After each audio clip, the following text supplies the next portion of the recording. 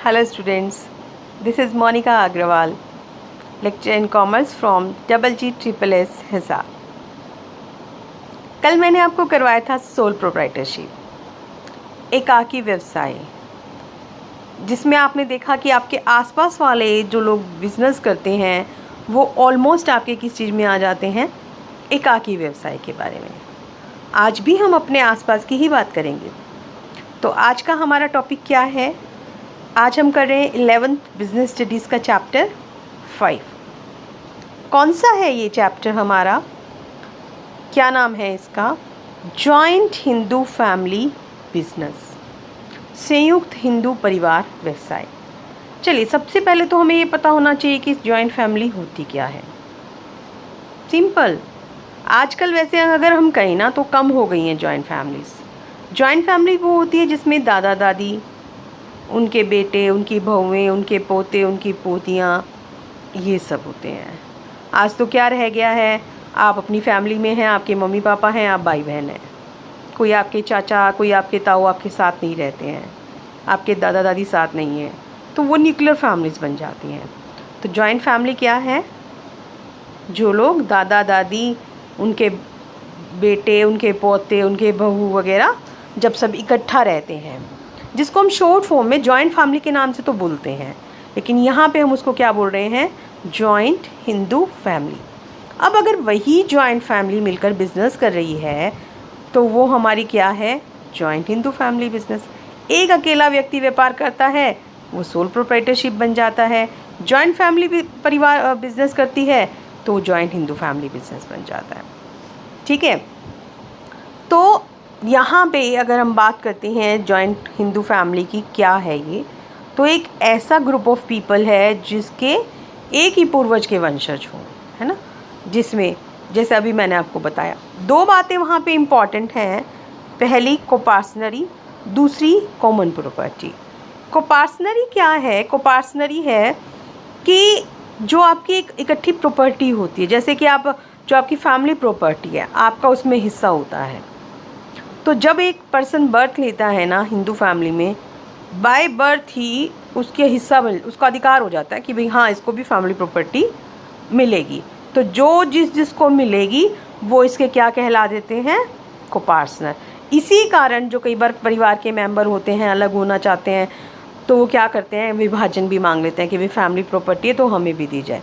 और यहाँ family property का मतलब जो पैतृक संपत्ति पूर्वजों से चली आ रही है। फिर है कॉमन प्रॉपर्टी।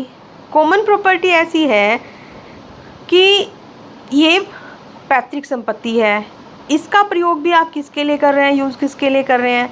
जितने भी मेंबर्स हैं उसके, उनके कल्याण के लिए हो रहा है। अब हो सकता है कि आपके पास जो पैतृक संपत्ति है उससे आपने कोई और संपत्ति भी बना ली हो, वो भी हमारी कॉमन प्रॉपर्टी हो जाएगी। कोई ऐसी खुद की पर्सनल प्रॉपर्टी थी जिसको फैमिली ने टोटल सबकी सलाह से उसे कॉमन प्रॉपर्टी मान लिया हो, तो वो भी हमारी क्या बन जाएगी? ये बन जाएगी। इस चैप्टर में करते हुए ध्यान रखना कि छोटी छोटी टर्म्स की आपसे पूछा जा सकता है। फिर आते हैं इसमें दो लॉ होते हैं इसमें। कौन कौन से वो दो लॉ हैं? एक है मिताक्षरा, एक है दाय भाग। मिताक्षरा क्या है? ये जो मिताक्षरा है ये असम, बंगाल और उड़ीसा, इन पे अप्लाई नहीं होता। बाकी शेष जितना भी रिमेनिंग हमारा इंडिया है वहाँ पे अप्लाई होता है। इसमें क्या होता है कि जैसे ही एक बच्चे ने जन्म लिया, लड़के ने, बाय बर्थ ही उसका सब जो भी हमारी फैमिली प्रॉपर्टी है उसमें उसको भी इक्वल राइट मिल जाता है। जब वो मेजर हो जाएगा, वयस्क हो जाएगा, तो मांग भी सकता है। ठीक है, कोई डिपेंड नहीं करता यहाँ पे। लेकिन दूसरा जो दाय भाग है, जहाँ जहाँ पे हमारा ऊपर वाला नहीं अप्लाई हो रहा था, मिताक्षरा नहीं अप्लाई हो रहा था, मीन्स कहाँ कहाँ नहीं हो रहा था? असम, बंगाल और उड़ीसा, यहाँ पे ये दाय भाग है। दाय भाग में क्या होगा?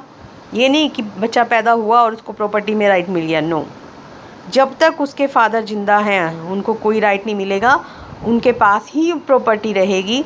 लेकिन जब फादर की डेथ हो जाएगी तो बेटे को उसमें हिस्सा मिल जाता है। तो इसके कई बार 2 नंबर के क्वेश्चन में भी आपसे पूछ लिया जाता है कि स्कूल जो हिंदू लॉ के हैं वो कितने स्कूल्स हैं, तो आपको बताने पड़ेंगे। 2 होते हैं, एक मिताक्षरा और दूसरा दाई भाग। तो अब जॉइंट हिंदू फैमिली बिजनेस हमने क्या कहा है कि जहाँ पे एक ही फैमिली के लोग मिलकर बिजनेस कर रहे हैं उसे हम जॉइंट हिंदू फैमिली बिजनेस करते हैं। और जो इंसान इस बिज़नेस को मेन कर रहा है उसको हम पता है क्या कहते हैं, कर्ता। जो उसको संभालेगा, जिस पे बिज़नेस का कंट्रोल है, उसको हम क्या कहते हैं, कर्ता। और कर्ता कौन होगा? घर में सबकी बात कौन मानता है? जो सबसे बड़ा होता है। क्या सबसे छोटे की बात मान लोगे सब बड़े?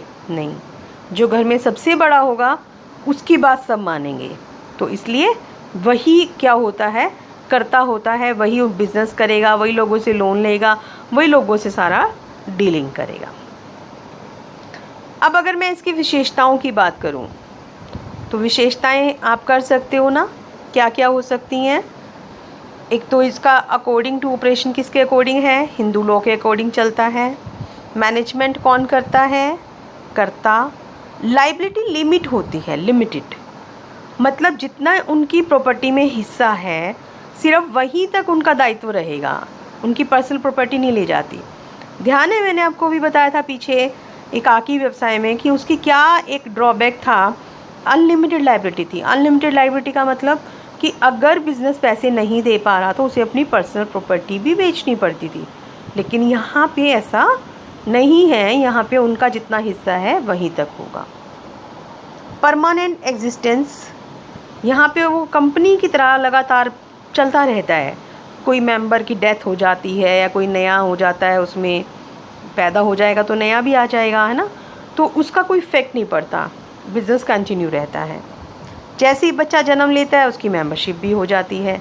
लेकिन हाँ, एक ख़ास बात है, इसमें जो फैमिली में मेंबर होते हैं, जो इस परिवार में होते हैं, सिर्फ मेल मेंबर्स होते हैं, फीमेल नहीं होती, ठीक है। लेकिन अगर आपका कोई भी मेल मेंबर वहाँ नहीं है तो फिर वहाँ पे फीमेल हो सकती है, अदरवाइज़ नहीं।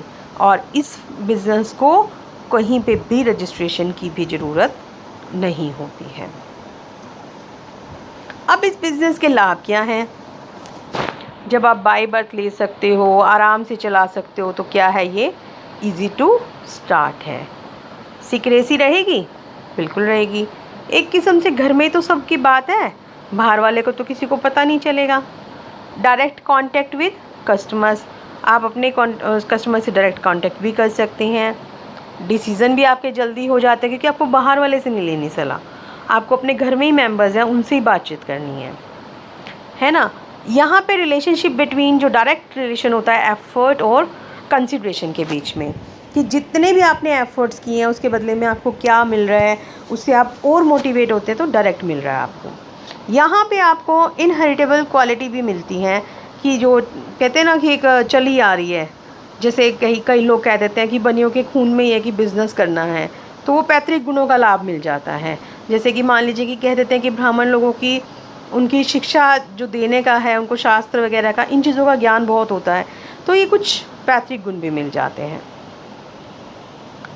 फिर लास्ट आता है इस चैप्टर का लिमिटेशंस। जैसा मैंने आपको बताया कि कोई भी चीज़ अपने आप में परफेक्ट नहीं होती, कहीं ना कहीं कुछ कमियां, कुछ सीमाएं होती ही होती हैं। तो यहाँ पर पहली क्या है, लिमिटेड रिसोर्सेज।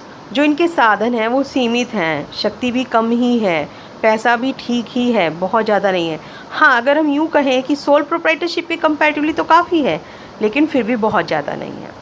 मैनेजरियल स्किल भी लिमिटेड ही है, क्योंकि अगर आप एक तो क्वालिफाइड हैं, एक आप अपने ही घर में हैं, तो उसका फ़र्क तो पड़ता है।